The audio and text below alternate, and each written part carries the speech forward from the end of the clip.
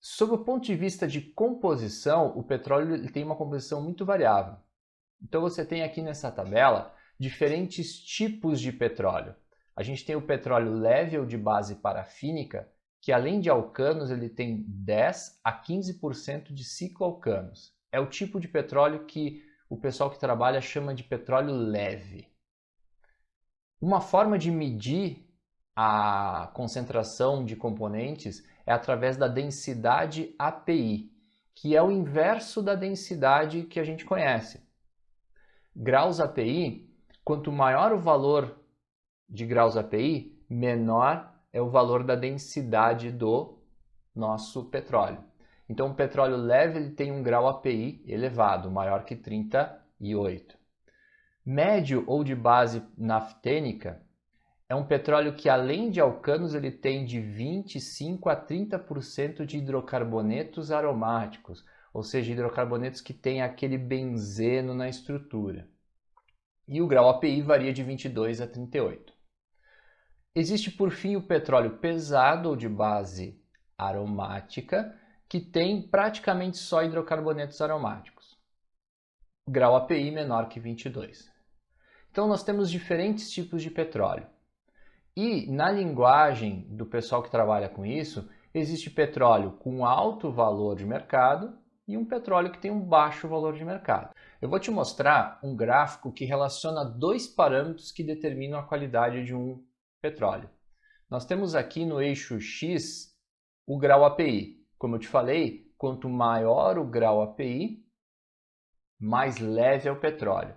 E quanto mais leve for o petróleo, maior vai ser a concentração de compostos que podem virar combustíveis. E combustíveis têm um alto valor de mercado. Então, resumindo, quanto maior o valor do grau API, melhor é o petróleo. Outro fator é o teor de enxofre. Quanto mais enxofre ele tiver, mais, entre aspas, amargo vai ser o petróleo.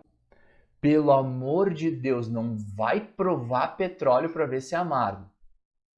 Pessoal, esse amargo é entre aspas, muitas aspas. É uma linguagem que o pessoal que trabalha com petróleo usa para se referir a alto teor de enxofre. À medida que o teor de enxofre vai diminuindo, a gente diz que o petróleo fica mais doce. Pelo amor de Deus, pela segunda vez, não vai sair provando petróleo por aí. Então, se a gente combinar essas duas propriedades, a gente sabe que quanto mais doce, menor teor de enxofre, melhor. E quanto maior o grau API, melhor é o petróleo.